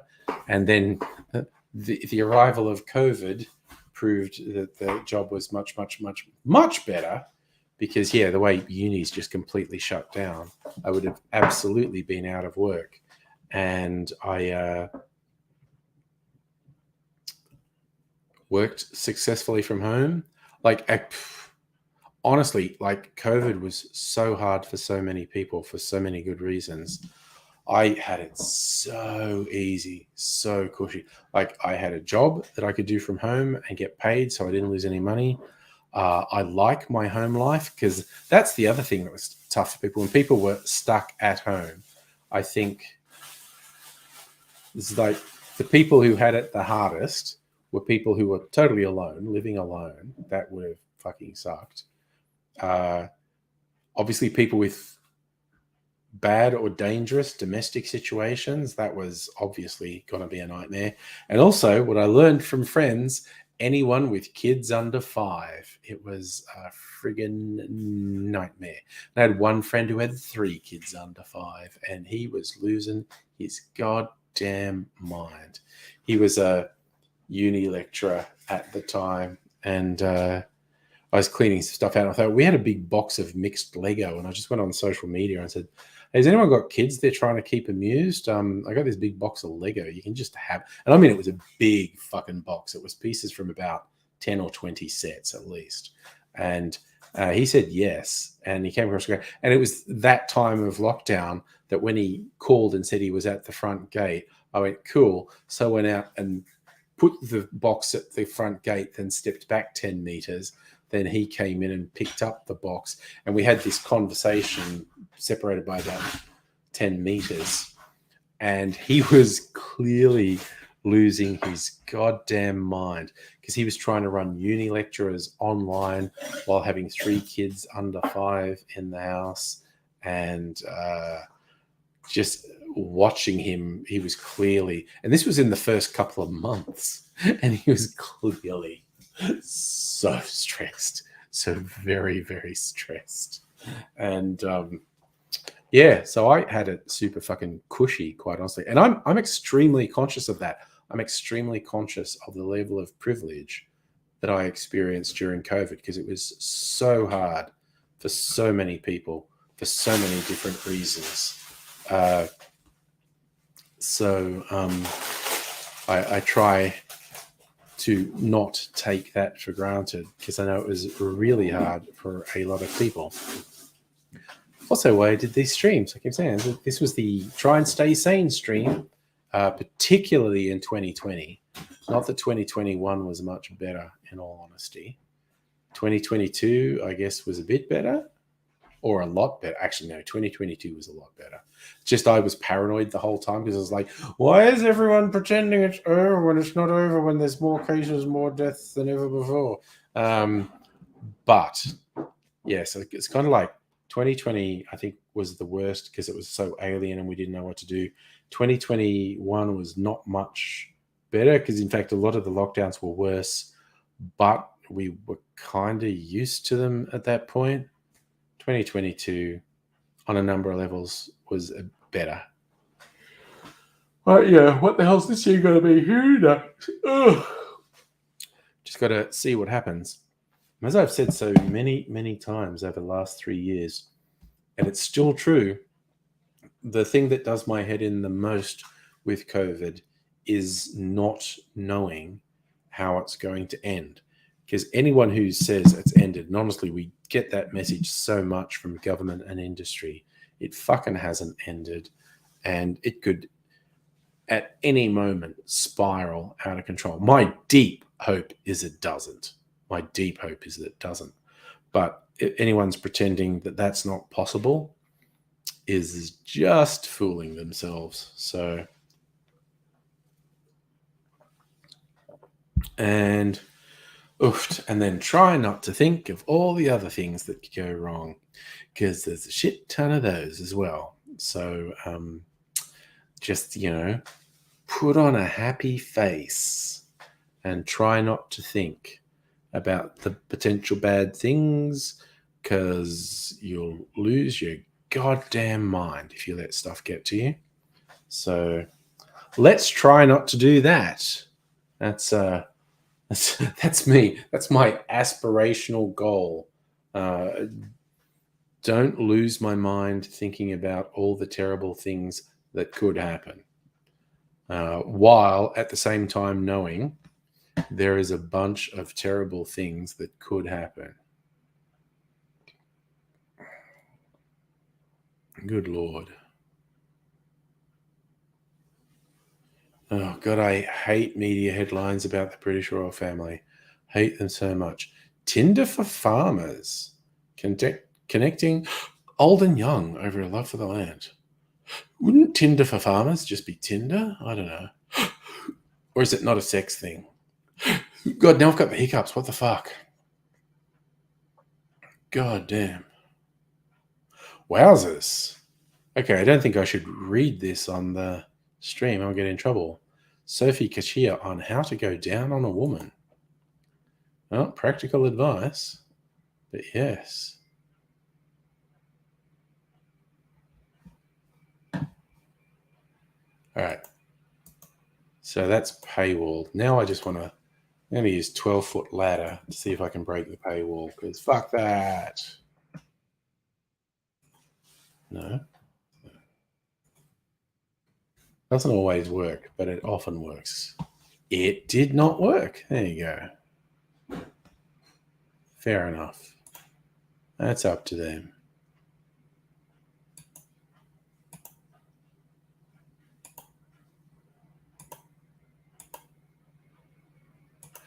All right, fair enough then. Sorry, so there's a headline here saying calls for leg rope awareness, and for some reason I thought it was French, and my brain initially went call for leg rope. So what is leg rope? It's like, oh, leg rope for surfing. Okay, cool. Oh God, okay, this is an article I've seen today. Well, because the author of it is someone I follow on Twitter, and she tweeted it. Australian writer Anna Spargo Ryan. She's a really good writer. She has also dealt with extreme mental health issues since her teens, at least. And she's in her 30s now. She wrote 2 fiction novels. I've read one of them, which is quite good. She has a memoir, which I listen to on Audible, which is very good. She reads it herself. It's actually quite uncommon for authors to be good readers as well. She's actually a good reader. But when it's like, she always talks about anxiety, but there's actually quite severe psychosis that goes with her anxiety and depression as well, which is not that common. But anyway, whole bunch of preamble. This headline says it all. A psychologist handed my partner an article to help with my anxiety. I had written it. And it's like she was having an extremely bad anxiety episode. It's like she described it as not being able to get off the lounge for 5 days. And her partner was at his wit's end and went to a psychologist saying, all my coping mechanisms aren't working. What should I do? And the psychologist says, here's an article that's helped a lot of people I know, where the writer's given really insightful observations about anxiety and how it is. And it was like her, Anna Spargo Ryan, who'd written it, and he's going, oh, cool. And I love it. She has this little aside in the article where she's talking about, because the article is mainly about the shortcomings of existing medical treatment for particularly the more extreme mental health issues.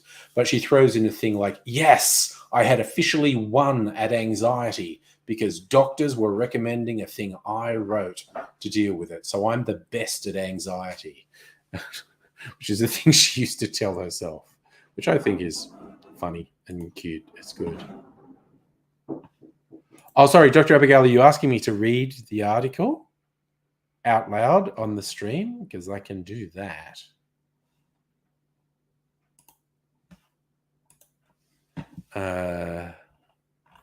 Okay, this is what I do have to do the 12-foot ladder for again.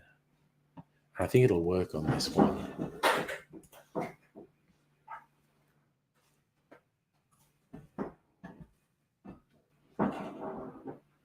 Okay.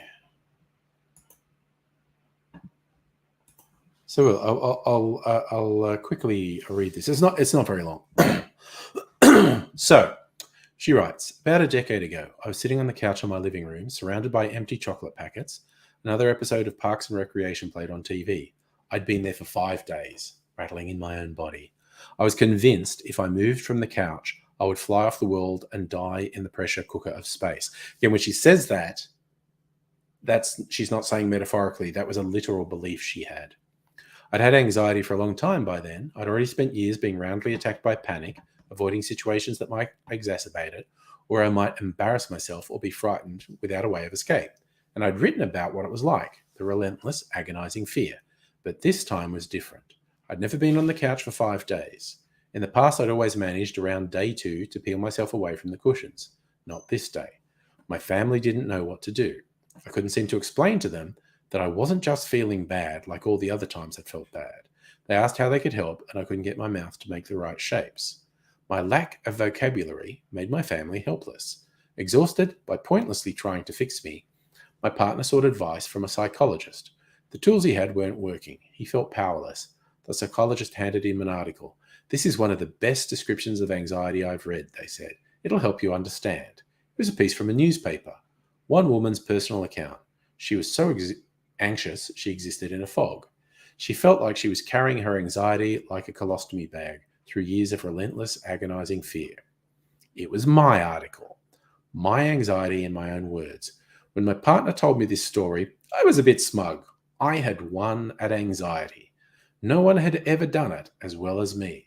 I was fully on board with the psychologist's view that, yes, Anna is the best at this. It soothed parts of me that are always worried I'm not good at anything, but after that, a gentle rage began to bubble. I stayed on the couch. 3 more episodes of Parks and Rec. 2 more packets of caramello chocolate. Someone else took my kids to school, fed the dogs, packed the dishwasher. I did not move. I was more anxious than ever. The problem was this. I needed to believe someone else was better at it so they could take care of me. Mental health care as an industry did not have more useful words than ones I'd offered. People who were supposed to help couldn't communicate the absolute mess of my brain any more than I could.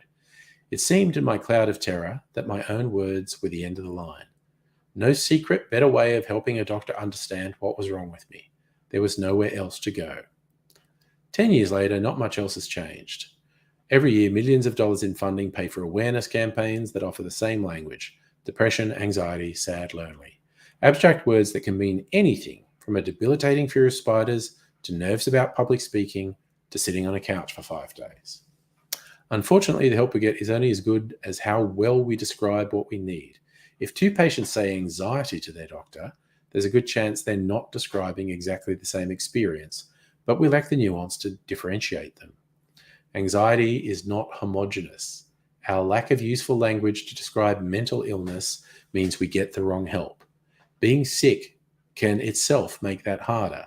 Thinking clearly is hard. Communicating with others is hard. Having the energy to actually go and find that help is often impossible. That's before we even touch on the systemic factors: lengthy waiting lists, huge expense, access barriers, lack of regional availability, discrimination. If we do overcome those obstacles to get to a psychologist, we have about 50 minutes to nail the way we're feeling so they know how to treat us.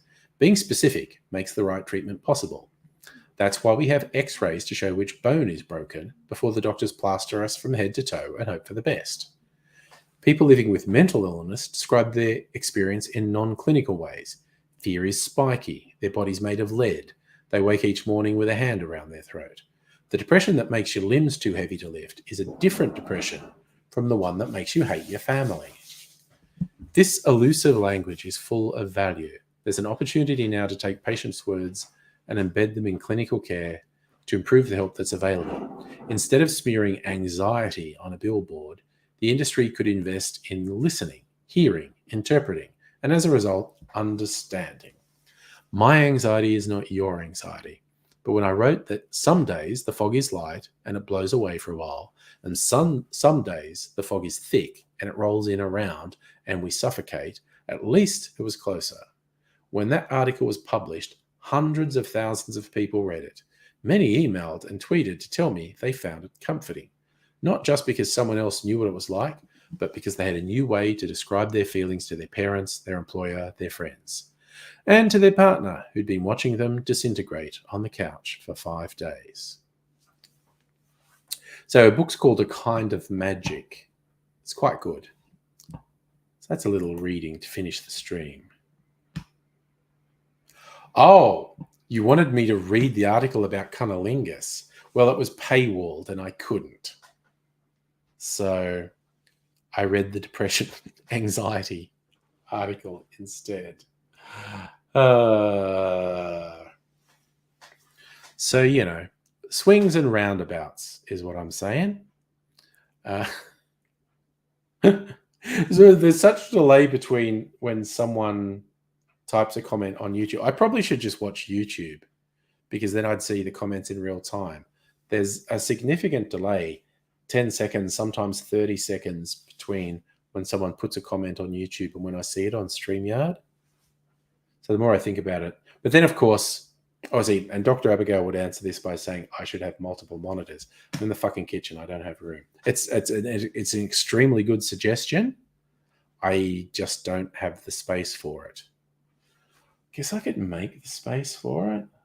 I could do it from my work position there. I don't know.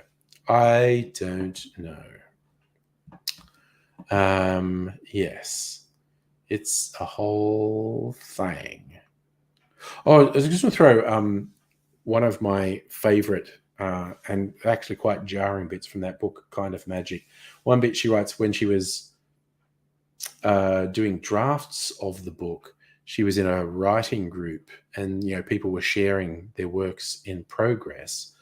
And when she was sharing some of her writing from this memoir, whether she told the group it was a memoir or not, at least one person was taking it to be fiction. And they said, whether she was reading it out loud or they read it, this person goes, I don't understand why nobody is helping this protagonist. Because they said, like, in a work of fiction, someone was suffering this much, someone would help them. It wasn't a work of fiction, it was a memoir. And no one was helping the protagonist because that's how shit happens. Anyway, I am going to go to bed now. I'm going to eat my cherry. Well, yum. Bid you find people farewell.